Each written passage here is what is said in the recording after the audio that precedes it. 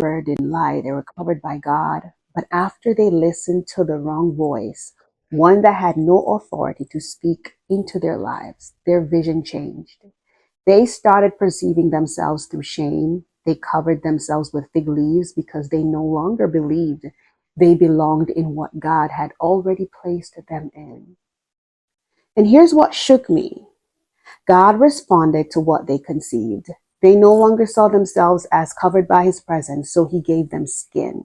They no longer saw themselves as worthy of the garden, so he had to remove them.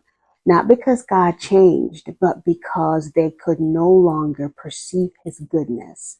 They could no longer see the life God prepared for them. They had no capacity for it. They didn't believe they belonged. And God gave them what their hearts had already settled into. So let me ask you this. Could it be that the life you're living right now is a reflection of what you've been able to perceive and receive? Could you be living the very thing that your thoughts shaped? The idea that you have about yourself and about God instead of what God made available for you. You see, if you are living limited, discouraged, stuck, could it be that your perception for your life, for your marriage, for your children is shaped by fear, shame, or disappointment? Could it be what God has for you is not even a promise anymore because it's already done?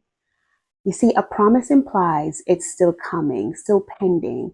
For example, salvation is no longer a promise, it's a gift. But only those who believe in their heart will receive it. Doesn't mean it's not available. What did you conceive in your heart? Philippians 4:8 says, whatever is true, think on these things. What are you thinking about yourself and the life God has prepared for you? What does it look like? If you don't believe you belong in the life God prepared for you, you live outside of it, even while you still have access to God, even while God is still calling your name. And so here's my question for you.